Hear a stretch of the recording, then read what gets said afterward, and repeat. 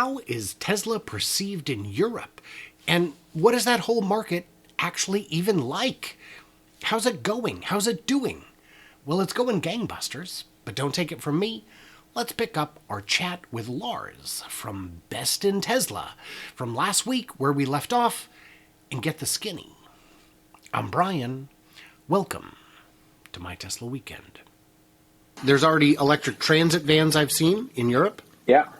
I don't know how common they are. But it's coming now. Ford is coming with Yeah. the e-transit as well. Yeah. And I think it's all going to be very welcomed here in Europe. But I think the pickup truck market is not as huge. So it's going to be exciting to see. But I think the CyberTruck is just so different. And, you know, it's just created so big of a buzz all over the world. I think people is going to want that car as well. I know people has contacted me and said, I have ordered one. So I know some people are definitely want the CyberTruck. So you think that looks different, huh? That's interesting. I hadn't heard that.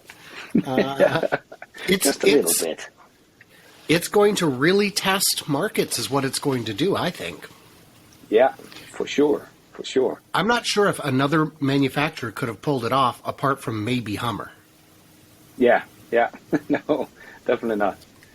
People were laughing at it, but they're not laughing when they see the pre-orders, right?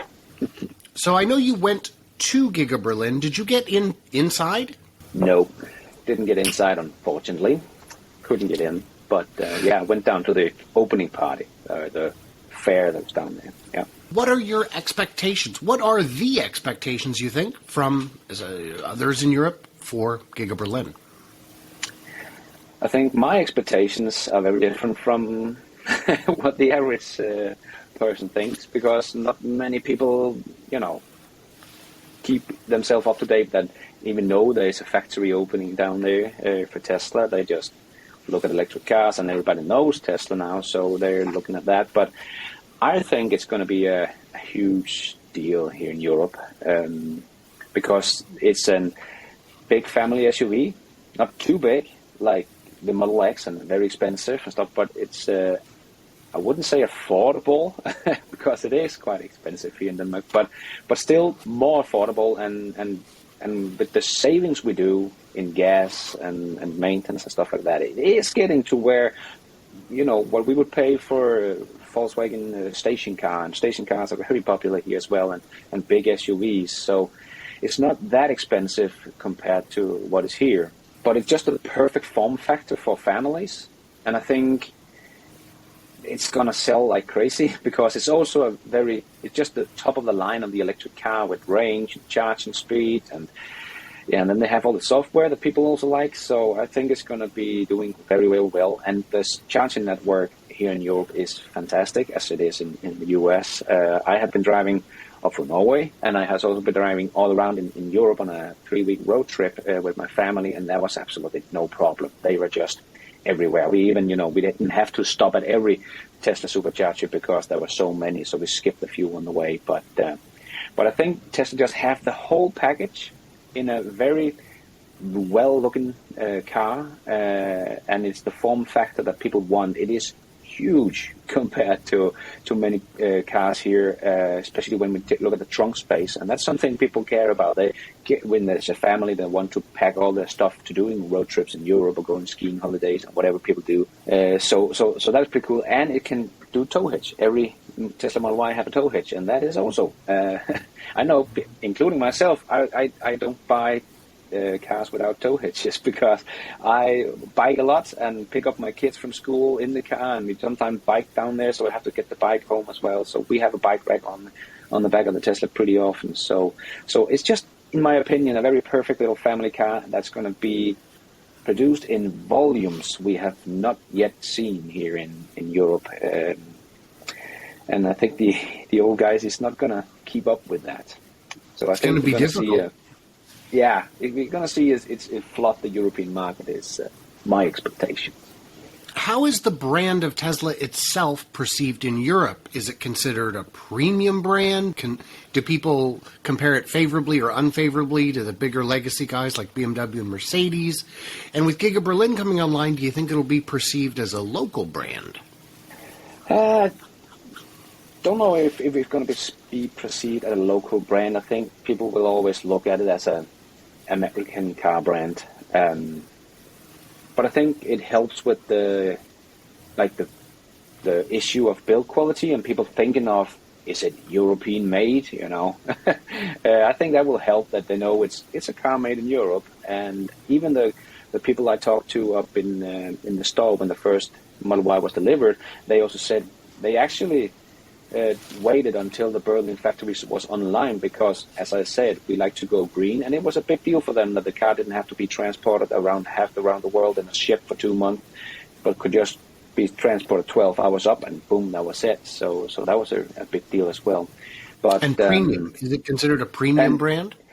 Yeah, I think most people see it as a premium brand. There's, of course, you know, the Tesla Bulls and the Bears, and they have probably seen it as a very luxury brand, and some will say, it's crappy and bad paint job and all that old news we heard from Tesla back in the days that is still sticking around. But I think most people that are not so deep into Tesla just look at it as, oh, that's a Tesla. Because I remember before I really became a Tesla guy, I remember people, when they saw a Tesla, also because they were very uncommon at that point, like, oh my God, that's a Tesla.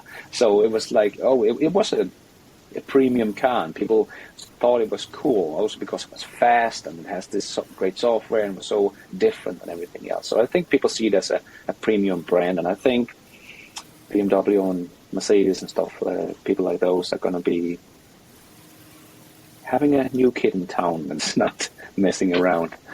I've seen a lot of people say, well, it's not luxury. It's certainly not luxury.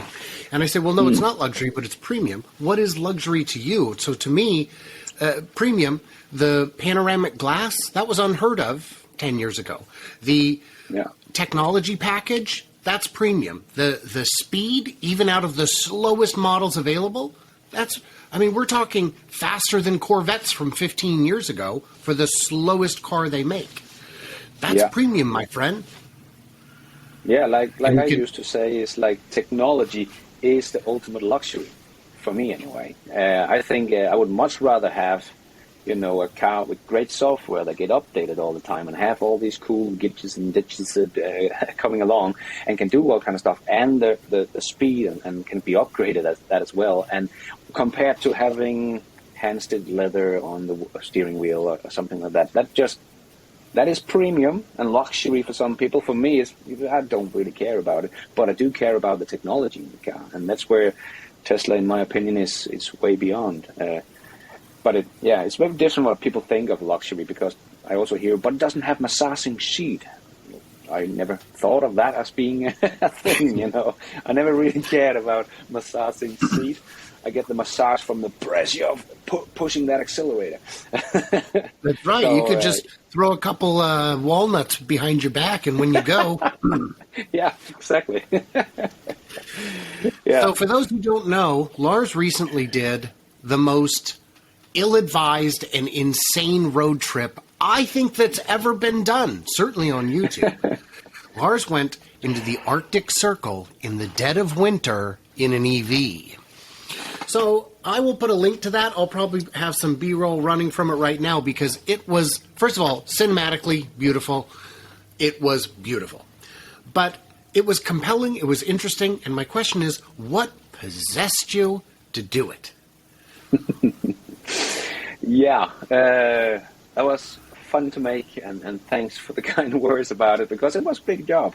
But I just... There has been so much talk about EVs being bad in cold weather, and I live in a country that's pretty cold, and but I had no issue on it, and I have been on skiing holiday in the car and so on, and I made a talk about that, and I made a road trip around Europe showing everything was okay, but I was still getting these comments about, but it sucks in bad weather. You can't do it in bad weather, and like, okay, I'm gonna push this car to how. As much as I can, and the toughest thing I could think of was try to drive it up through Norway, also because that was the EV capital of the world, so that would be fun to see that and see how the charging network was doing up there, and then do it through the coast of Norway, because that is really some rough roads. It's not just, a highway up through Sweden to North Cape, because you can do that as well. That would have been much easier. But I would really want to try to do the mountain roads and out in the coast, and then get up to where there is no light anymore. It's dark 2 months a year. It's completely dark. The sun doesn't rise up in the north part of Norway.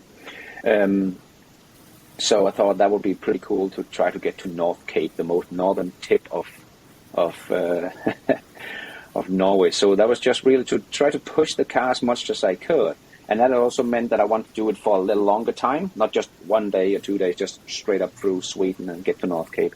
But I wanted to do like 4, 5, 6 days, really pushing the car, driving all day long, supercharging, cold weather, all these things that people say you can't do that, and it can't charge really fast in cold weather. And yeah, I had no issue whatsoever. So, but really, really fun.